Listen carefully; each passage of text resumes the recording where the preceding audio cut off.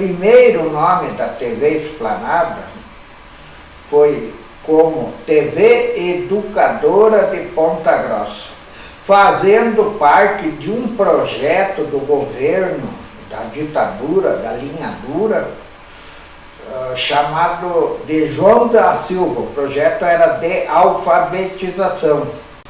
Passou-se 6 anos com esse nome, TV Educadora, até que o projeto acabou, mudou o governo, acabou o projeto e a TV Esplanada se sentiu, assim, como dizer, mudar de nome, porque a programação e o projeto tinham acabado.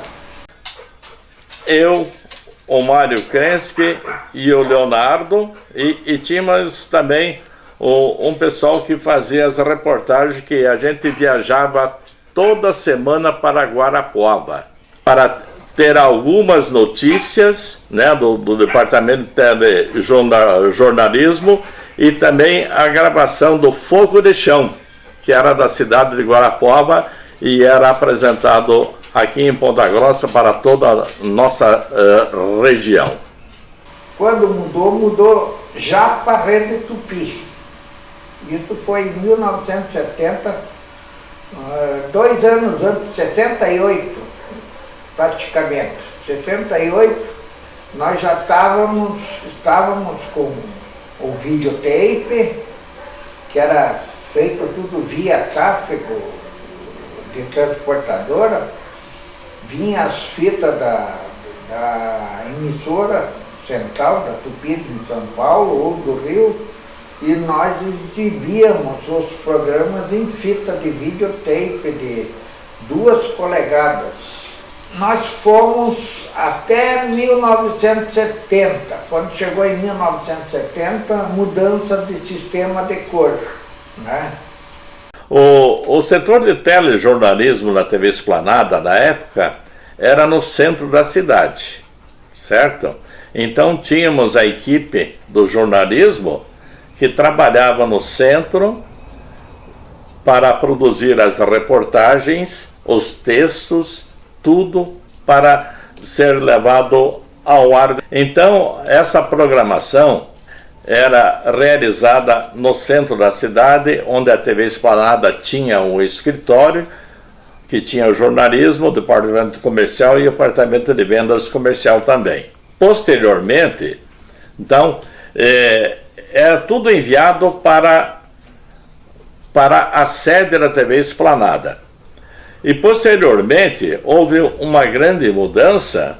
O pessoal do jornalismo, a primeira turma do jornalismo da UEPG, né, vieram fazer os seus trabalhos na TV Esplanada de Ponta Grossa, aonde melhorou bastante, porque com o decorrer do tempo, novos equipamentos, novas pessoas, novas ideias estiveram para poder melhorar a programação de jornalismo. Essa foi a fase do jornalismo sem ter jornalismo em Ponta Grossa. Não tinha curso de jornalismo em parte nenhuma ainda. Mas as matérias eram feitas tudo aqui no escritório da administração, que ficava embaixo do edifício Vila Velha. Bem ali naquelas lojas onde tem aquelas 2 óticas hoje, onde era o Santander. Daí ali ficava ali o escritório geral. E o jornalismo.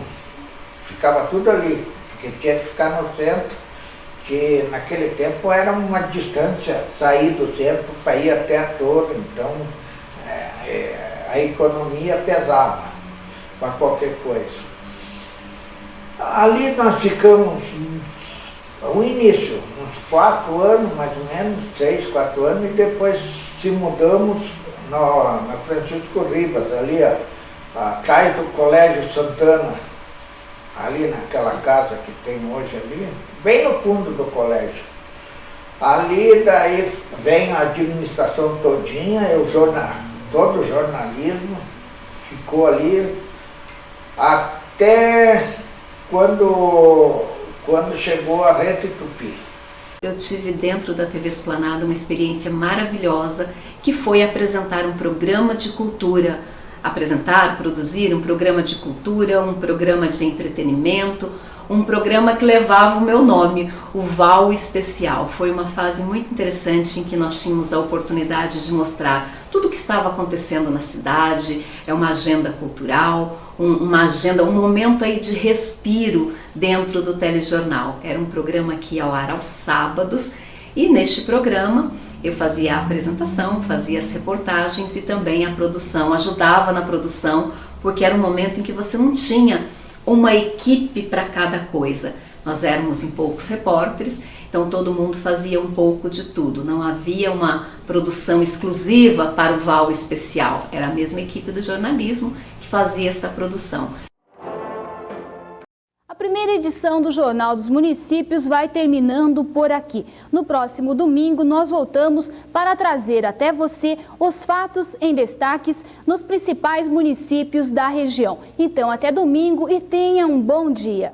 Não tinha nem asfalto para chegar até a TV Esplanada. Às vezes, na época de chuva, a gente tinha que, às vezes, sofrer até para desencalhar carro. Trabalhava, às vezes, como iluminadora, como motorista. Se faltasse alguém, a gente jogava em todas as posições necessárias. E eu lembro que a gente, para ir para a TV, pegava um ônibus, eu ia de ônibus, e às vezes a gente ia com o carro da emissora, que pegava a gente ali no centro, bem pertinho da Avenida Vicente Machado. E aí, às vezes, a gente tinha que subir aquelas ruas lá, e as ruas eram de terra, não tinha asfalto ainda naquela época, e a gente pegava a Kombi da emissora, e todo mundo que morava ali na região pegava essa Kombi. E às vezes a gente tinha que descer lá embaixo, no começo da serra, porque a rua estava cheia de barro, cheia de buraco, escorregadia e a Kombi não passava. Então a gente descia na metade do caminho e a gente tinha que ir a pé, até chegar à emissora. Aconteceu muito disso comigo. Às vezes o ônibus também não subia. Eu me formei na primeira turma de jornalismo do IPG. Depois dessa turma formada, as emissoras de rádio e TV, jornais, eles tiveram que ir se adequando. Então, conforme esse tempo que eles tinham que se adequar foi passando, a TV foi se adequando. Aí eles só contratavam depois disso, só ficaram com os formados e só contratavam se fosse formado.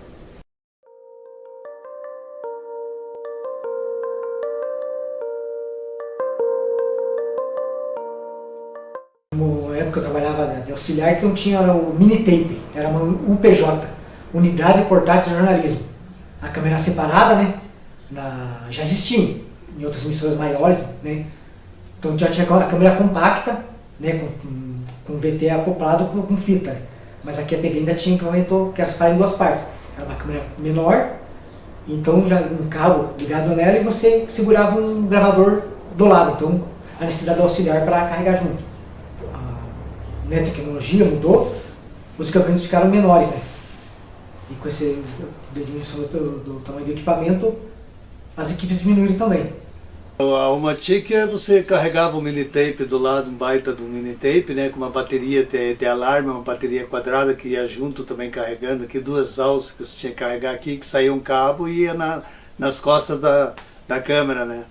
E aquilo ali sempre tinha que trabalhar com o auxiliar para ele carregar isso aí. Quando o auxiliar era meio devagar, eu mesmo metia no meu ombro o mini tape de um lado, a câmera do outro, saía no corre, fazia a filmagem. Aí a Beta, quando chegou a Beta, você já dispensou mini tape e tudo, né? Uma máquina um pouco pesada, mas muito boa também. Nossa senhora, uma qualidade muito boa. Já veio câmeras mais modernas, que ainda usava esses gravadores, mas menor, metade do que você usava. E lá para aquele outro você tinha que usar o gravador e uma bateria de moto para alimentar o gravador. Daí quando eles mudaram já veio um gravador menor e com alimentação com bateria própria dentro, e as câmeras com qualidade melhor. E a gravação era aquela gravação que você tinha que fazer contínua, você não podia parar. Hoje em dia você errou uma passagem, errou uma entrevista, uma imagem deu errado, passou alguma coisa na frente, você para e começa a gravar de novo, né? E naquela época não, você tinha que continuar. Mas quando a matéria voltava, a gente tinha que correr muita fita, correr até o ponto, daí cortava. aí emendava com outro pedacinho. Não era um sistema fácil como é hoje, né? Como é a era digital. Era um sistema difícil de editar. E depois colocar trilha numa outra faixa, era tudo bem difícil e demorado. Mas a gente fazia, a gente dava conta. Quando eu entrei, tínhamos uma máquina de escrever de tipo grande, normal. Depois veio a máquina de escrever elétrica. Depois recebemos fax, que já era o top para receber notícias. Ninguém tinha fax, só a gente também não recebia muita coisa. E assim foi mudando, eles foram adequando, conforme Curitiba foi adequando, eles adequavam as emissoras do interior. Uma mudança completa. Primeiro que quando teve essa mudança, assim, a compra de uma emissora para outra, a gente já ficou fora do ar, vamos dizer assim. Aqui em Ponta Grossa acabou todos os programas local que tinha, né? Ficou só, sem nenhum, inclusive sem jornalismo, né? A gente ficou aqui um ano e pouco só fazendo matérias e mandando para Curitiba, muito pouca coisa ainda, né? Programa local não tinha nenhum. Naquela época a gente fazia uma pauta que a gente depois imprimia. Então quando eu entrei na TV, a gente usava máquina de escrever. Então a gente redigia a pauta ali. Então a pauta tinha em cima um cabeçalho que ia a data, o assunto, o nome dos entrevistados, o endereço, né? Às vezes tinha mais de um local onde a gente ia. Então tinha endereço 1, endereço 2, entrevistado 1, entrevistado 2.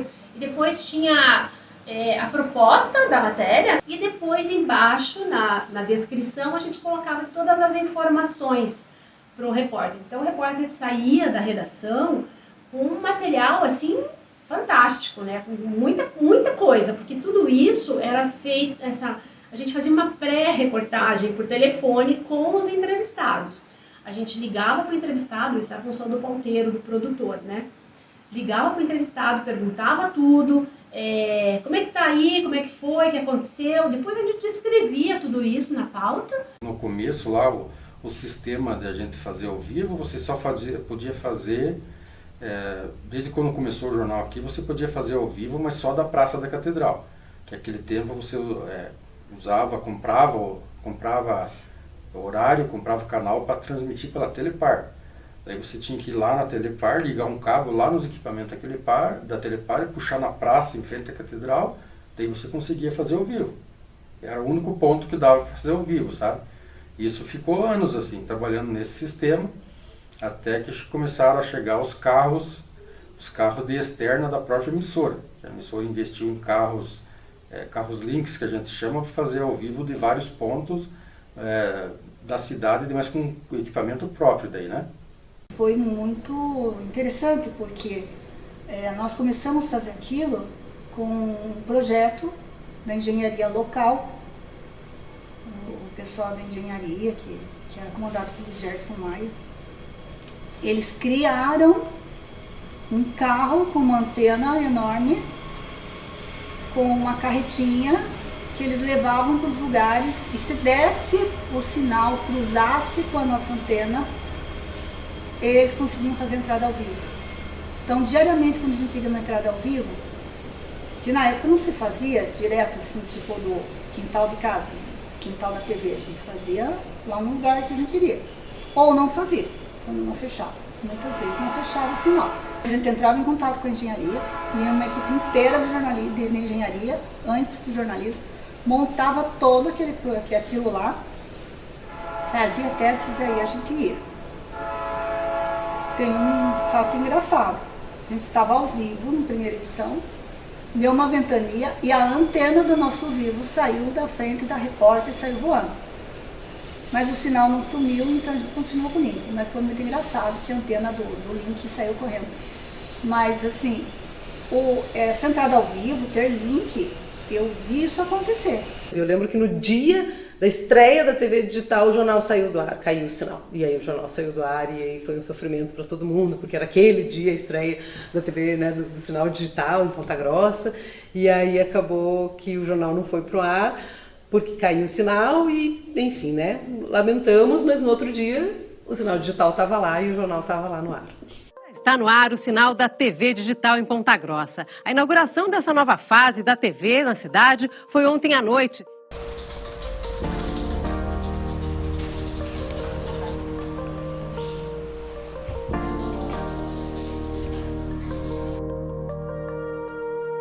Tá, eu chegava cedo, a gente tinha uma reunião de pauta local, eu, o outro editor que trabalhava comigo no mesmo horário, e os produtores.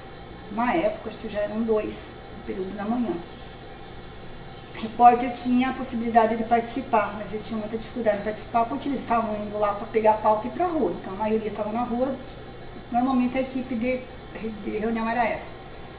Aí nós definíamos o que ia para o ar, que nós tínhamos produzido, que iria produzir aquela manhã e iria para o ar na hora do almoço. Isso eu ajudava na definição, porque eu fechava o jornal, então era minha responsabilidade dar o ok nas matérias. Aí eu saía dali e ia para uma videoconferência. Essa videoconferência era com os editores de todas as emissoras do interior e o editor-chefe de Curitiba. Aí era a mesma coisa, nós dávamos para ele o cardápio do que nós tínhamos, ele escolhia o que ele queria para o bloco estadual, a gente já contava qual repórter estava produzindo, qual que era o assunto, como que ia ser, que horas que ia chegar, ele dava para a gente o deadline, saí de lá e eu ia para a edição do jornal, aí eu ia editar a reportagem. A outra editora já estava ali, enquanto eu estava na videoconferência, ela já estava editando, eu chegava lá, via o que tinha para editar, já ia editando, já ia fazer o espelho do jornal, deixava o espelho pronto, com tudo organizado, e é isso. Depois eu revisava as reportagens e fechava o jornal. Então era uma pauta, o papel do pauteiro, que a gente chama de produtor hoje, era muito, muito importante na redação, né, antigamente. Hoje ainda é, né, hoje ainda existe o produtor, né, só que hoje o trabalho do produtor é um pouquinho mais facilitado. Fala ali pelo WhatsApp, com a pessoa, às vezes quer achar uma pessoa, vai lá na rede social, acha a pessoa, né? Na nossa época, antigamente, na TV, né? Há muitos anos atrás, não era assim. Então a gente tinha que buscar, era uma forma mais difícil de buscar as pessoas para dar entrevista, né? Depois disso, na hora que o jornal estava no ar, eu ia para o switcher para coordenar a entrada dos vivos, quando coordenar o estúdio. Então o estúdio e as entradas ao vivo estavam tudo comigo. Aí tinha o áudio, daí tinha o cara que colocava fita, daí tinha o que colocava os caracteres. Então eu participava ali dos features do jornal e eu coordenava aquilo ali.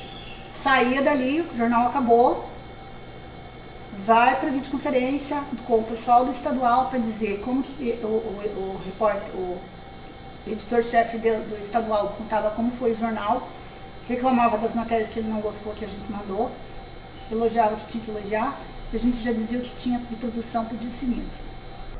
O desafio do primeira edição, e é o que eu gostava muito mais do primeira edição do que o segundo, é justamente o ao vivo. Porque tinha muita coisa ao vivo. Às vezes tinha 2, 3 entradas ao vivo do repórter, eu dava o vai para ele, às vezes o cara não respondeu, que se perguntou, pergunta de novo, então tinha que estar ligada. Se o jornal estivesse estourando, eu tinha que cortar ali na hora.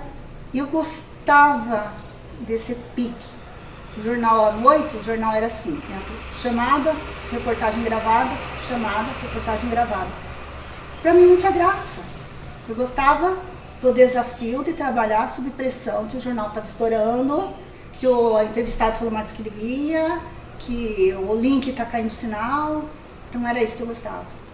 Foi um tempo depois, já tinham passado por uma nova estruturação, aí era um horário mais fixo, né? Eu trabalhava no período da tarde, aí chegava como editora e apresentadora, pegava as matérias, os relatórios, as fitas, ia para a ilha de edição com o operador e aí nós deixávamos as matérias prontas, fazíamos o espelho, as chamadas, e fazíamos a redação do jornal, e aí quando chegava na hora da arrumar a maquiagem, etc, para a hora do jornal apresentar ao vivo. Então, quando eu passei a apresentar o jornal, a rotina do jornal era de manhã, eu chegava cedinho, eu apresentava o jornal ao meio-dia, então eu chegava às 7 horas, Aí eu já me preparava ali, já chegava, já me arrumava, maquiagem, cabelo e tal, para já ficar pronta, porque a gente já tinha gravação, às vezes tinha gravação de alguns programetes que a gente fazia, que entrava durante a programação ali da parte da manhã, e as chamadas para o jornal, né? Então eu já preferia ficar pronta para ficar livre para fazer as outras coisas que tinha que fazer, que aí é editar todo o material que chegava da rua dos repórteres e tal.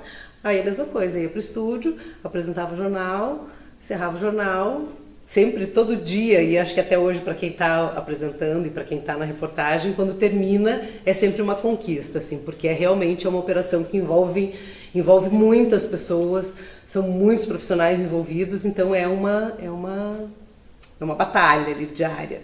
Eu trabalho pela manhã, chego aqui por volta das 8 horas da manhã, fico até após o meio-dia Paraná, 2 horas da tarde, e nesse tempo eu trabalho nas edições das entradas ao vivo, dos links, das reportagens ou de algum material especial que está em andamento na casa, ou dos programas optativos também, como o Meu Paraná, Caminhos do Campo, mas principalmente a edição para o Meio-Dia Paraná. Raramente eu faço alguma edição para o Boa Noite Paraná, né? Porque eu sou editor da equipe do Meio-Dia Paraná.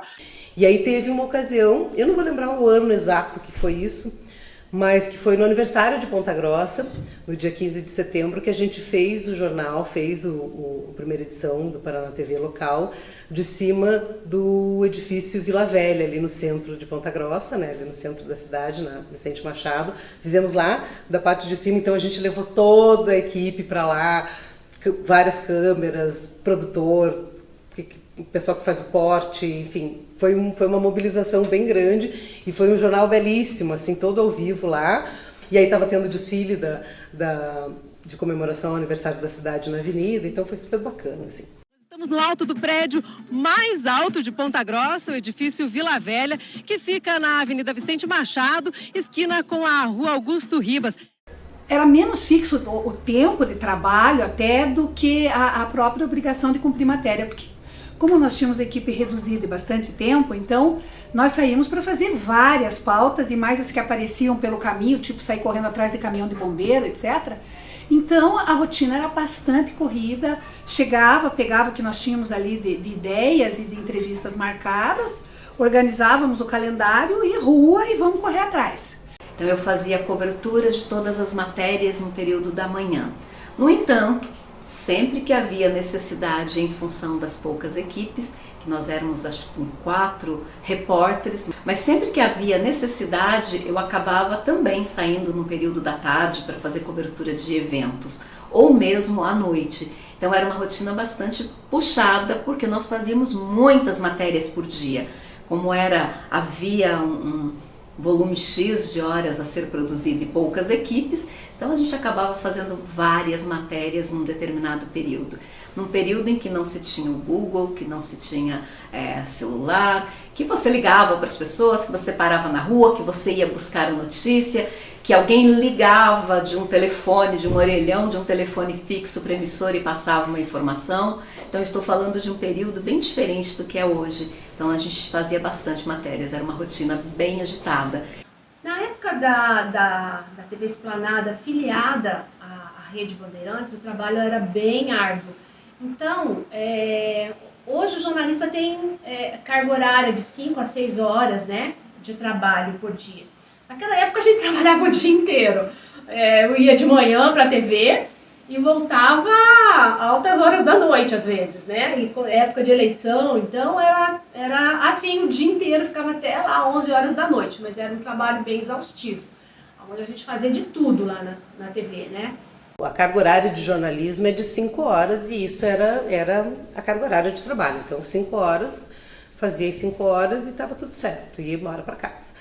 Depois teve um acordo da RPC com o Sindicato dos Jornalistas, que foi um acordo de extensão de jornada.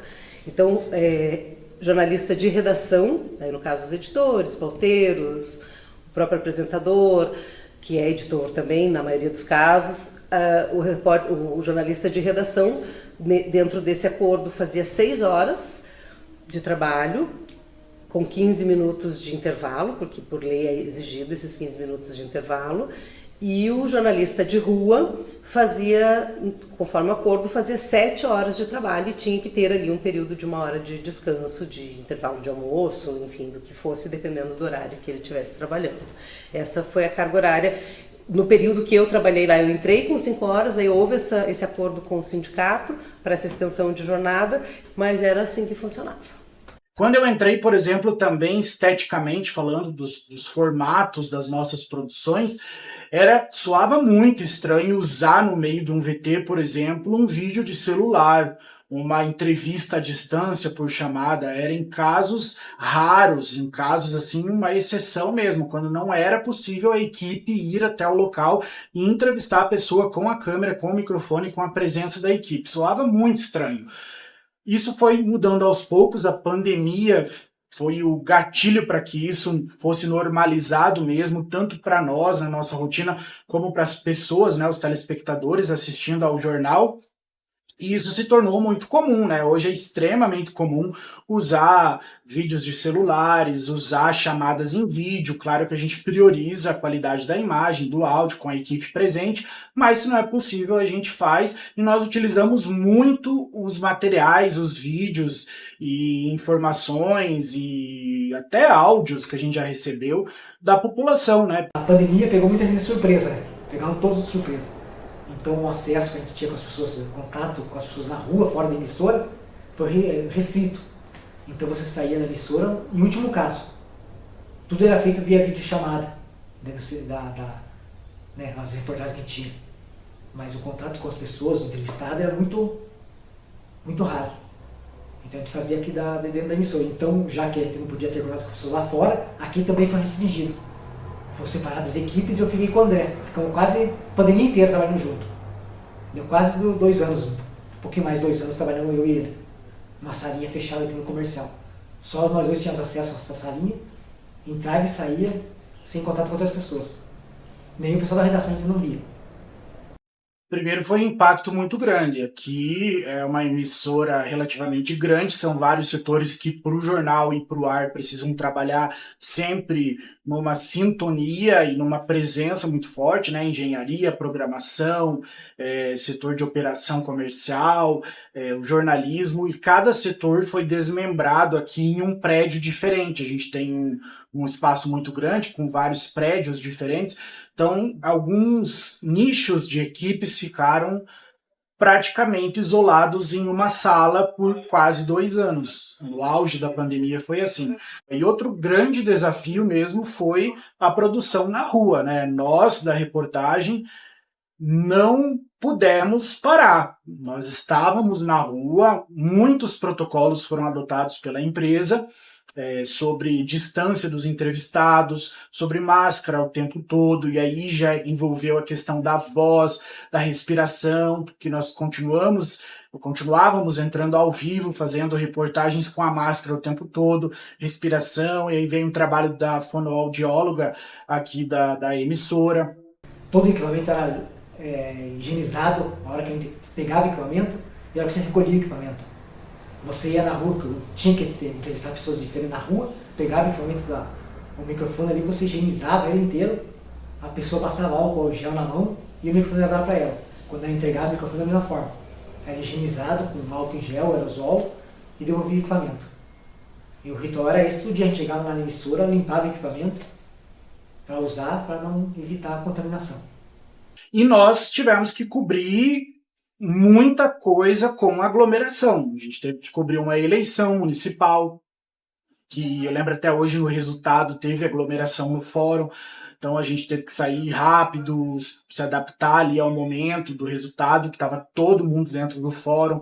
A gente cobriu, por exemplo, uma que me marcou muito, foi a fila do Mercado da Família, quando a prefeitura resolveu distribuir vales para a população, e aí uma aglomeração gigantesca, uma fila gigante no centro de Ponta Grossa. Lembra aquele centro vazio e só aquela fila de pessoas ali no Mercado da Família da Benjamin Constant, perto do terminal central nesse dia. Eu fiz Nacional, fiz Globo News, fiz Meio Dia Paraná, e as pessoas ali em volta, algumas não conseguiam o vale, iam até a gente falar: moço, você que pode ir lá questionar, perguntar, me ajude, minha tia teve o vale negado porque não trouxe comprovante de endereço, coisas assim.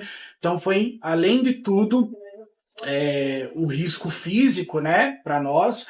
Além de tudo, foi também um grande desafio para a saúde mental, né? Muitas mudanças ocorreram por causa da pandemia, né? Começou com o Meio Dia Paraná, que se tornou estadual, né?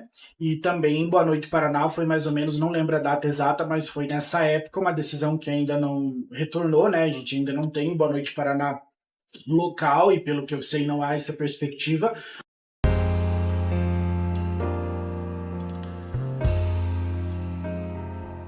Aqui, ó, temos aqui o Gilmar Gutoski, eu, e não me lembro o nome daquele outro rapazinho aqui.